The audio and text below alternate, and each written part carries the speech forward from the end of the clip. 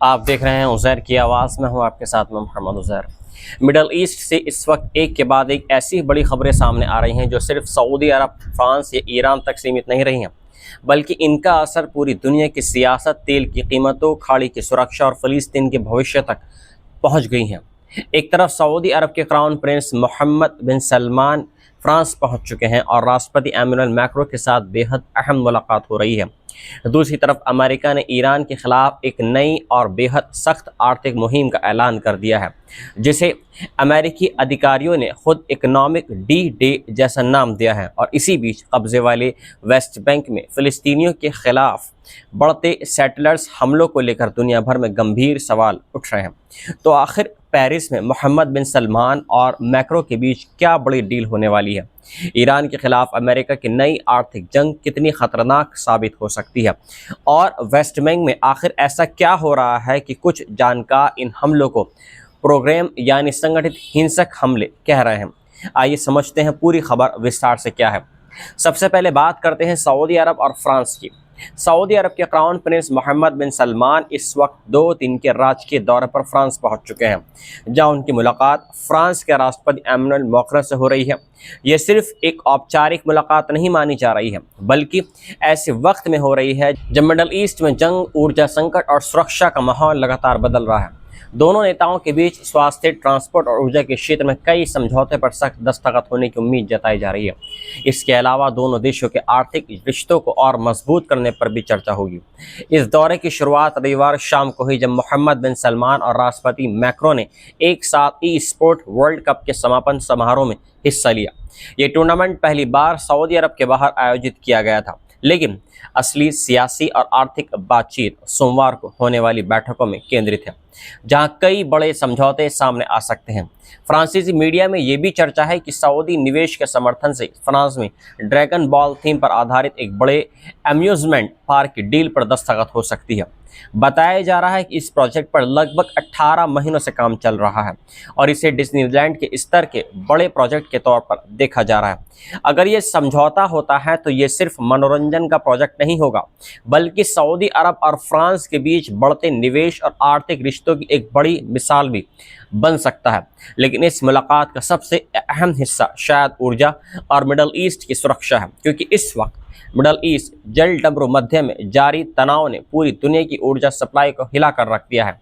Hormoz बेहद अहम समुद्री रास्ता है, जहां से सामान्य हालात में दुनिया के तेल और प्राकृतिक गैस का बहुत बड़ा हिस्सा गुजरता था। मौजूदा जंग और तनाव के कारण इस रास्ते से जहाजरानी पूरी तरह प्रभावित हुई है और इसका सीधा असर अंतर्राष्ट्रीय तेल बाजार पर पड़ा है। जंग शुरू होने से पहले ब्रेड क्रूड की कीमत लगभग $66 प्रति बैरल थी, लेकिन संघर्ष बढ़ने के साथ तेल की कीमत $100 से ऊपर पहुंच गई और एक वक्त $119 प्रति बैरल तक पहुंचने की बात सामने आई थी। अब भी कीमतें काफ़ी स्तर पर पहुंच चुकी हैं। ऐसे में सऊदी अरब और फ्रांस के बीच इन वैकल्पिक ऊर्जा रास्तों पर बातचीत होना बेहद अहम माना जा रहा है, जो हार्मोज पर निर्भरता कम कर सके। इसमें नई पाइपलाइनों, मौजूदा पाइपलाइनों की क्षमता बढ़ाने और वैकल्पिक बंदरगाह नेटवर्क तैयार करने जैसे मुद्दे शामिल हो सकते हैं। फ्रांस ने सऊदी अरब से तेल और ऊर्जा उत्पादों का बड़ा खरीदार है। दोनों देशों के बीच व्यापार का संतुलन भी काफ़ी करीब है। 2024 के आंकड़ों के मुताबिक फ्रांस ने सऊदी अरब को करीब $4.5 अरब का सामान निर्यात किया था, जबकि सऊदी अरब से लगभग $4.6 अरब का सामान आयात किया गया। सऊदी अरब से फ्रांस जाने वाले सामान में रिफाइंड पेट्रोलियम का हिस्सा सबसे बड़ा रहा है, जबकि फ्रांस की तरफ से सऊदी अरब को एयरलाइनर, हेलीकॉप्टर, गैस टरबाइन, दवाइयाँ और परफ्यूम समेत कई तरह के उत्पाद भेजे गए हैं। यानी साफ है कि यह रिश्ता सिर्फ तेल तक सीमित नहीं है। सऊदी अरब अपनी विजन 2030 नीति के तहत अर्थव्यवस्था को तेल पर निर्भरता से बाहर निकालने की कोशिश कर रहा है, जबकि फ्रांस सऊदी अरब बाजार और निवेश के जरिए अपनी आर्थिक मौजूदगी मजबूत करना चाहते हैं। दोनों नेताओं के बीच ईरान की जंग, फिलिस्तीन में जारी खून खराबा, सीरिया और लेबनान की स्थिति पर भी चर्चा होने की उम्मीद है। इसके अलावा सऊदी अरब ने आने वाले सालों में जिन बड़े अंतर्राष्ट्रीय आयोजनों की मेज़बानी करनी है, उनमें एक्सपो 2030 और 2034 फुटबॉल वर्ल्ड कप भी शामिल है। फ्रांस इन बड़े प्रोजेक्ट्स में अपनी कंपनियों, टेक्नोलॉजी और विशेषज्ञता के जरिए अहम भूमिका हासिल करना चाहता है। ये मोहम्मद बिन सलमान के 2022 और 2023 के बाद फ्रांस की तीसरी यात्रा है। दिसंबर 2024 में राष्ट्रपति मैक्रो खुद रियाद गए थे, जहां दोनों देशों ने Saudi French strategic partnership council की स्थापना की थी। इसका मकसद राजनीतिक और आर्थिक रिश्तों को एक नए स्तर पर ले जाना था।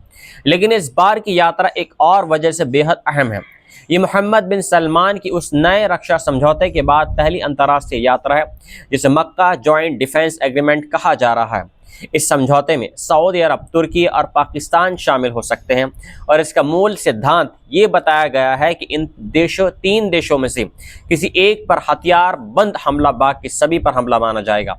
जानकारों के मुताबिक यह समझौता इस बात का संकेत है कि सऊदी अरब अपनी सुरक्षा साझेदारियों को सिर्फ अमेरिका तक सीमित नहीं रखना चाहता, बल्कि वे नए क्षेत्रीय और अंतर्राष्ट्रीय विकल्प तलाश रहा है। और यही वह वजह है जहां फ्रांस की भूमिका और ज्यादा महत्वपूर्ण हो सकती है। सऊदी अरब अगर सुरक्षा, निवेश, टेक्नोलॉजी और ऊर्जा के मामले में अपने साझेदारों का दायरा बढ़ाता है, तो यूरोपीय ताकतों के साथ उसके रिश्ते आने वाले समय में और गहरे हो सकते हैं। अब बात करते हैं दूसरी बड़ी खबर की, जिसने ईरान और अमेरिका के बीच पहले से जारी तनाव को एक नए स्तर पर पहुंचा दिया है। अमेरिका ने ईरान के खिलाफ एक व्यापक आर्थिक दबाव अभियान शुरू करने का ऐलान किया है। अमेरिकी ट्रेजरी सेक्रेटरी स्कॉट बेसेंट ने कहा है कि वाशिंगटन का मकसद ईरान की हर उस आर्थिक लाइफलाइन को काटना है जिससे तेहरान को पैसा और अंतर्राष्ट्रीय कारोबार मिलता है। इस अभियान का नाम ऑपरेशन इकोनॉमिक आउटकास्ट रखा गया है। बेसेंट ने इसे इकोनॉमिक डी डे तक कहा है। उनका कहना है कि दुनिया के देशों और कंपनियों को अब चुनाव करना होगा कि वे अमेरिका के साथ खड़े रहेंगे या ईरान के साथ कारोबार जारी रखना चाहते हैं। अमेरिकी प्रशासन ने साफ अल्फाजों में चेतावनी दे दी है कि जो भी देश या कंपनी ईरान के तेल और दूसरे आर्थिक नेटवर्क को पैसा पहुंचाने में मदद करेगी, उसे सेकेंडरी प्रतिबंधों का सामना करना पड़ सकता है। अमेरिका ने इस नई कार्रवाई में ईरान की 5 अहम आर्थिक लाइफलाइन को निशाना बनाने की बात कही है।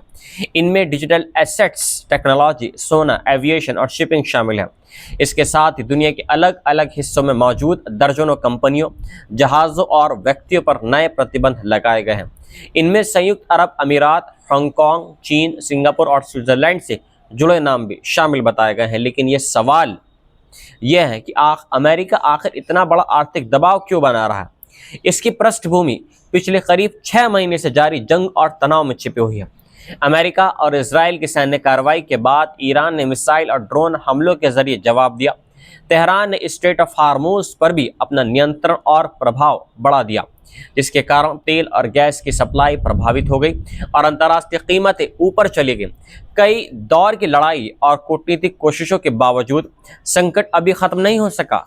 अमेरिका चाहता है कि ईरान अपने परमाणु कार्यक्रम को लेकर बड़ी रियायतें दे और स्ट्रेट ऑफ हार्मूज में जहाज़ों पर होने वाले हमलों को रोके।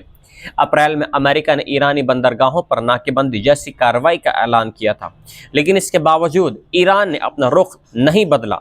कुछ जानकारों का यह भी कहना है कि अमेरिका की नई आर्थिक कार्रवाई इस बात का संकेत है कि सैन्य दबाव से वाशिंगटन को वे राजनीतिक नतीजा नहीं मिला है जिसकी उसे उम्मीद थी।